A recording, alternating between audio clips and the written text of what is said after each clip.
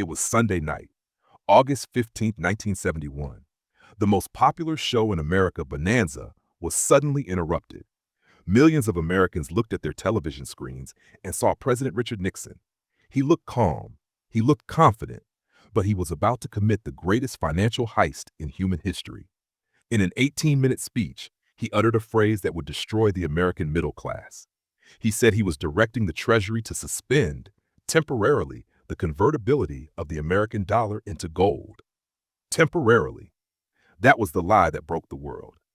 In that specific moment, the money in your pocket changed.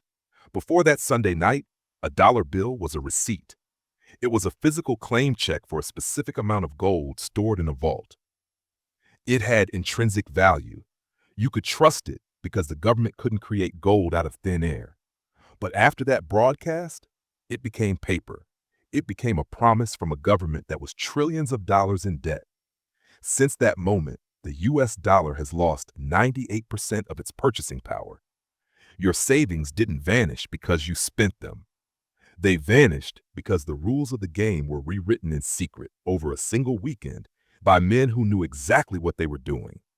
This is the story of the Nixon Shock, the day the gold died and the era of endless inflation began.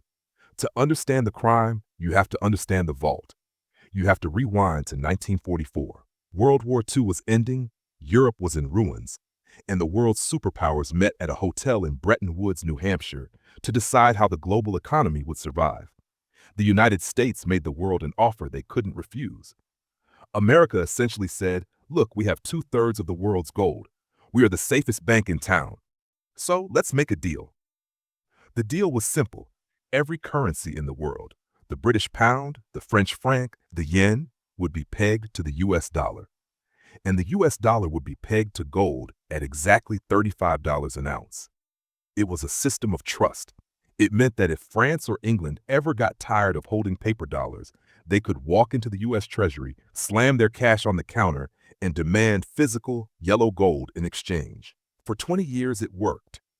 It created the golden age of capitalism. The middle class exploded. A single income could buy a house, a car, and support a family of 4. Why?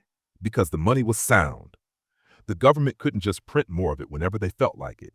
If they printed more dollars, they had to find more gold. And finding gold is hard. The gold standard acted as a leash on the politicians. It stopped them from spending money they didn't have. But by the mid-1960s, the politicians were getting tired of the leash. They wanted a war in Vietnam. They wanted massive social programs at home, and they didn't want to raise taxes to pay for it. So they started to cheat. They started printing dollars that were not backed by gold. They flooded the world with paper receipts, hoping nobody would check the vault. But there was one man who was counting every single penny, and he was about to call America's bluff. Enter Charles de Gaulle, the president of France. De Gaulle was old school. He didn't trust promises. He trusted physics. He looked at the massive amount of paper dollars floating around Europe, and he looked at the amount of gold America claimed to have. The math didn't add up. He realized the U.S. was running a fractional reserve scam on a global scale. So in 1965, he did something aggressive. He ordered the French Navy to load up ships with U.S. dollars, sail them across the Atlantic, dock in New York, and trade those dollars for gold bars. He was draining Fort Knox. It was a financial raid. And soon, other countries panicked. Switzerland, Spain, and Germany started doing the same thing. They realized the U.S. dollar was a check that was about to bounce. By 1971, America's gold reserves had dropped by 50%.